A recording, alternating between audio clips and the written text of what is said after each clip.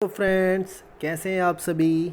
उम्मीद करता हूं कि आप सभी सही होंगे। तो दोस्तों, आज की वीडियो के अंदर हम बात करने वाले हैं हमारे भारतीय इतिहास के स्रोत, यानी कि हमारी जो पिछली वीडियो थी वो पढ़ रहे थे हम साहित्यिक स्रोत।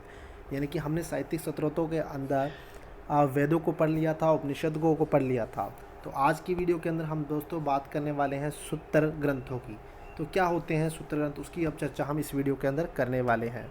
तो चलिए आपको बता दूं दोस्तों, जो हमारे वैदिक साहित्य थे, यानी कि जितने भी हमारे वैदिक साहित्य हो उनको और अच्छे से एक्सप्लेन करने के लिए और सरल तरीके से बताने के लिए जो है साहित्यिक ग्रंथों की जो है सूत्र ग्रंथों की जो रचना की गई थी। इसके अंदर सबसे जो महत्वपूर्ण जो ग्रंथ है वो कौन सा है? कल्प सूत्र है दोस्तों। कल्प सूत्र यानी कि उसके अंदर लॉ और रूल्स जो प्रतिपादित किए गए, यानी कि उसके अंदर जो विधि है और नियमों को जो है संकलित किया गया है, इसलिए ये बहुत ही इंपॉर्टेंट माना गया है। शुद्ध संहिता में जो है कल्प सूत्र के अंदर 3 महत्वपूर्ण भागों के अंदर बांटा गया है दोस्तों। कौन कौन से महत्व थे उसके अंदर हमने रखा था? स्रोत सूत्र, ग्रह सूत्र, धर्म सूत्र। ये जो 3 हैं बहुत ही इंपॉर्टेंट माने गए हैं दोस्तों। जो स्रोत सूत्र है इसके अंदर यज्ञ संबंधी रूल्स हैं, यानी कि यज्ञ को कैसे किया जाता है, कौन कौन से उसके अंदर विधि विधान होते हैं, वो सभी रूल्स हैं सूत्रों सूत्र के अंदर रखे गए हैं। उसके बाद गृह सूत्र की बात करें, इसमें लौकिक और परलौकिक कर्तव्यों के बारे में है, यानी कि जो दुनियावी और आध्यात्मिक दोनों जो ड्यूटीज़ होती हैं, जो कर्तव्य होते हैं, वो उनकी चर्चा जो है गृह सूत्र के अंदर की गई है। उसके बाद चर्चा करें धर्म सूत्र। धर्म सूत्र के अंदर दोस्तों धार्मिक, सामाजिक व राजनीतिक कर्तव्यों को रखा गया है, यानी कि धर्म के अंदर कौन से ड्यूटीज़ होती है, सामाजिक कौन सी ड्यूटीज़ होती हैं और राजनीतिक कौन सी ड्यूटीज़ होती है, तो वो जो है सारा जो संकलन है धार्मिक सूत्र के अंदर दिया गया है दोस्तों। इसके अलावा एक छोटा जो सब पार्ट है इसका सलूब सूत्र दोस्तों। सलूब सूत्र से जो है हमारा जो यज्ञ वेदियाँ होती है, यानी कि इस प्रकार से जो यज्ञ वेदियाँ इसमें यज्ञ किया जाता है उसको नापने के लिए, यानी कि उसको बनाने का तरीका, यानी कि उसको नापना, यानी कि सलूब जो है उसको एक हमारा जो रेखा गणित है वो उससे ही उत्पादित माना गया है। यानी कि जो नापने की जो यज्ञ वेदियों को जो नापने का जो तरीका था, नापने की जो विधियाँ थी, वो सलूब सूत्र के अंदर से ही ली गई हैं। तो जो हमारा एक वो सब जो सूत्र माना गया है, कौन सा? सलूब सूत्र को, तो वो भी इम्पोर्टेंट है दोस्तों। उसके बाद बात करें जो धर्म सूत्र है दोस्तों, इसके द्वारा ही जो है स्मृति ग्रंथों की रचना मानी गई है। किसके द्वारा?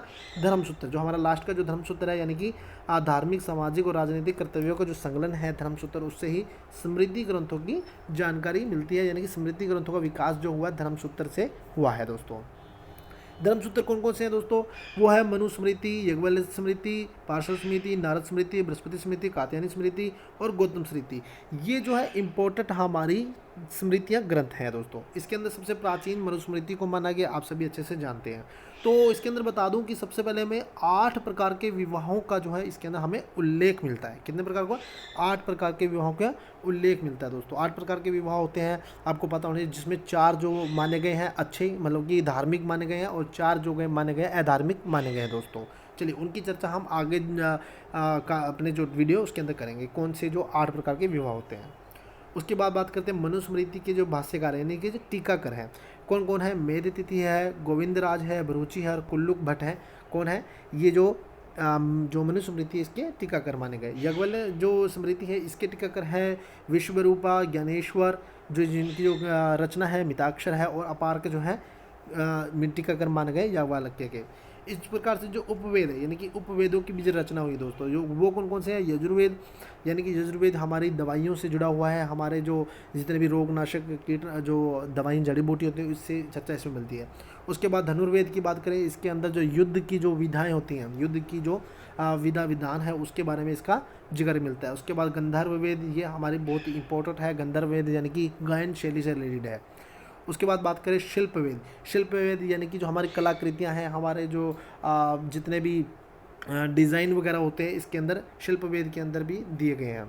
चलिए दोस्तों, ये तो थे हमारे सूत्र और स्मृति ग्रंथ। उसके बाद अगली चर्चा कर लेते हैं जो हमारे इम्पोर्टेंट है, वो है पुराण। पुराण भी जो है भारतीय इतिहास को वो प्राप्त करने के सबसे इम्पोर्टेंट जो स्रोतों के अंदर माने गए हैं। तो दोस्तों इसके अंदर बात कर लेते हैं भारतीय इतिहास की कथाओं का जो एक अच्छा क्रमबद्ध विवरण जो हमें मिलता है।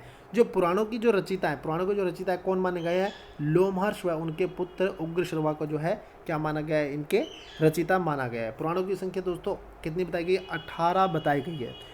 दोस्तों जिसकी रचना जो 3री और 4वीं शताब्दी में हुई है। अमरकोश में जो पुराण है उनकी जो विषय वस्तु बताई गई है वो बताई गई है 5 तरीके की, यानी कि जो पुराण है उसके अंदर 5 तरीके की विषय वस्तु को रखा गया है।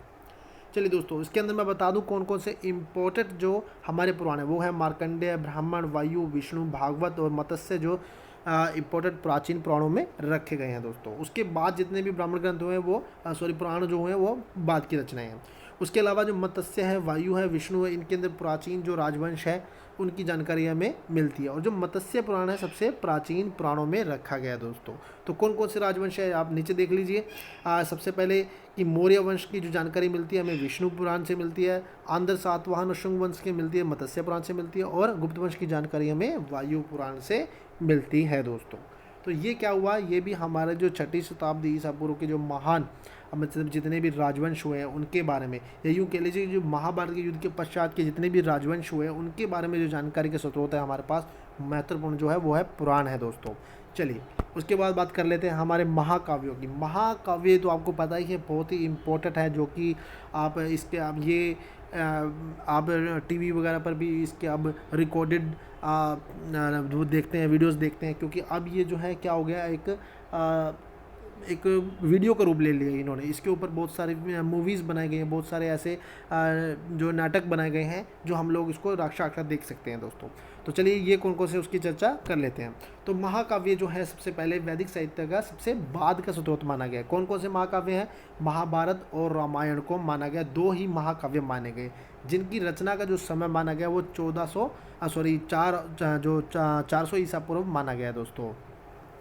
और जो इनका जो अंतिम संकलन हुआ है वो गुप्त काल के अंदर माना गया, यानी कि 400 ईस्वी के अंदर इसका जो है अंतिम स्वरूप माना गया है। तो महाभारत की चर्चा कर लेते हैं। महाभारत के अंदर जो रचनाकार है यानी रचिता है वो कौन है, वेद व्यास को रचिता माना गया है। सबसे पहले इसके अंदर दोस्तों 8800 श्लोक थे, यानी कि 8800 श्लोक होने के कारण इसका नाम क्या था, जय संहिता इसका नाम था। बाद में जब इसके अंदर श्लोकों की संख्या बढ़ गई, जब इनके 24,000 श्लोक हो गए तो इसका नाम दे दिया गया भारत, यानी कि भारत नाम दे दिया गया। फिर इसको जो इसके अंदर भरत वंश की राजवंशों की कथाएं हैं इसलिए इसको भारत नाम दे दिया गया। जब इसका अंतिम स्वरूप यानी कि जब इसकी संख्या 1 लाख हो गई, इसके श्लोकों की संख्या, तब इसका नाम क्या रख दिया गया, सप्तशती संहिता, यानी कि इसका नाम महाभारत नाम दे दिया गया। जो इसके अंदर जो मूल जो कथाएं यानी कि 2 राजवंशों के आपसी पारिवारिक इस रंजिश के या फिर आपसी जो ज़मीन के बंटवारे को लेकर जो युद्ध किया गया उसके बारे में इसके अंदर हमें जानकारी मिलती है। जो कौन से हैं, 2 हैं, पांडव और कौरवों के अंदर इसके युद्ध की जानकारी हमें मिलती है जो उत्तर वैदिक काल के माने गए हैं दोस्तों। इसके अंदर महाभारत की चर्चा करें, महाभारत के अंदर 1 लाख श्लोक हैं और इसके अंदर 18 पर्वों के अंदर इसको जोड़ा गया।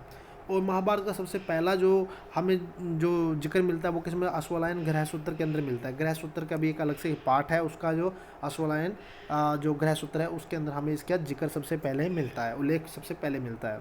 चलिए उसके बाद बात करते हैं रामायण की। रामायण की जो रचनाकार हैं वो कौन है, वाल्मीकि महर्षि वाल्मीकि जी हैं, उनके द्वारा ये रामायण रची गई है। इसके अंदर मुख्यतः कितने 6000 श्लोक थे। सबसे पहले जो कितने थे 6000 श्लोक थे, उसके बाद उसके बढ़ा के कितने कर दिए 12000 श्लोक कर दिए, और अंतिम स्वरूप जो है 24,000 श्लोकों का हो गया था। इसकी जो संभव जो रचना हुई है वो 5वीं सदी में मानी गई है दोस्तों। लेकिन जो इसका जो पूर्ण जो संकलन माना गया वो दोनों का ही है जो गुप्त काल के अंदर माना गया है। ये सबसे आदि जो हमारा पूरा वो माना गया है, क्या काव्य माना गया है। इसमें हिंदू और यवनों के आपसी संघर्ष जो विवरण हमें मिलता है। महाभारत में शक, यवन और पारसिक हुण आदि जातियों का था, और इसके अंदर क्या है यवन, शक और हिंदुओं के आपसी संघर्ष का विवरण हमें मिलता है दोस्तों। तो इसके अंदर इन दोनों महाकाव्यों के अंदर हमें भारतीय सामाजिक, धार्मिक, राजनीतिक जो दशा थी उनकी संपूर्ण जानकारी हमें देखने को मिलती है दोस्तों। तो इस प्रकार से ये जो हमारे साहित्यिक स्रोत थे, साहित्यिक स्रोतों के अंदर हमने ये जो पढ़े हैं सभी वो कौन से हैं, धार्मिक स्रोतों के अंदर रखा गया है। तो अगली वीडियो के अंदर हम जो ब्राह्मण उत्तर जो हमारे ग्रंथ हुए हैं इम्पोर्टेंट, यानी कि जैन और बौद्ध और साथ में लौकिक जितने भी धर्म हुए हैं, जो लौकिक जो साहित्य हुए हैं उनकी चर्चा हम अगले वीडियो के अंदर करेंगे। तो दोस्तों अगर वीडियो आपको पसंद आया हो तो लाइक शेयर जरूर कर दें और जुड़े रहें गोल्डन हिस्ट्री।